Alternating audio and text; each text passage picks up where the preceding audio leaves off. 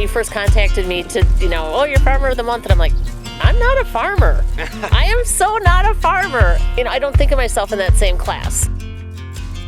This farm started 8 years ago, 8.5 years ago. It was 9 years ago in May. My husband was diagnosed with 2 different forms of cancer, and he had to stop working. And going back and forth to Appleton for treatment, he stopped one day at an alpaca farm. It was alongside the road, and he just stopped, got back in his truck, and realized he'd been standing there for 2 hours. And called me up and said, honey, can we raise alpacas? And I didn't know what to think, and so that's what started. And we slowly picked up alpacas. Most of them were like rescues. And then we formed Kruzicki Kemo Kritters. You go through chemotherapy to treat your cancer. But what else is there in life? You need that out, you need that balance, you need to get away from that cancer life. It was Dennis's saving grace for many years. Losing him 3 years ago, it's been mine. You can be having the crummiest day and just walk in the barn and everything can just melt away. At the time, he would go to Alzheimer's groups, dementia groups. We've taken him to nursing homes. We've taken him to a church.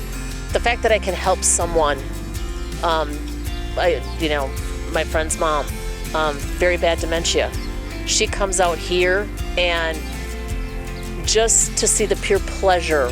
We had a group, there were 3 ladies that were extremely wheelchair bound.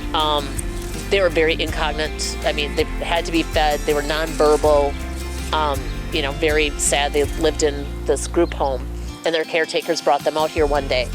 And we put them in the barn, and we let a couple of our boys come loose, and we were having them come up to them. And the one gal was sitting there, and our little boy Tanner at the time came up, and he just sniffed her cheek, and she smiled. And the caretaker broke down in tears. She said, I've been caring for her for 10 plus years. She's never smiled. How do you get that connection?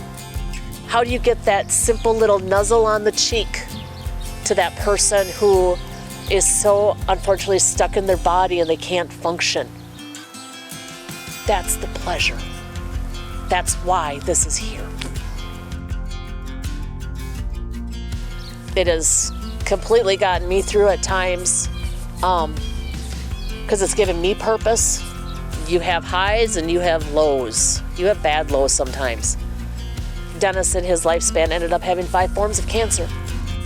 There's light at the end of the tunnel sometimes, and it just, you get through your hardships at times and it makes you stronger.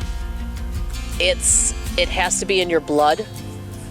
You have to live it, dream it, want it. It's 24/7. Ironically, good old Facebook memories came up today, and it was 4 years ago today that we had shearing day, 2017. That was my husband's last shearing day. So I think it's ironic that you're out here today having me do this interview at all. And so this was his sweatshirt. And so it's just sometimes the irony in life and how things come back around. And so this is, even though I'm bawling, crying to my eyes out right now, it's good memories because he was so, his passion for the alpacas was immense.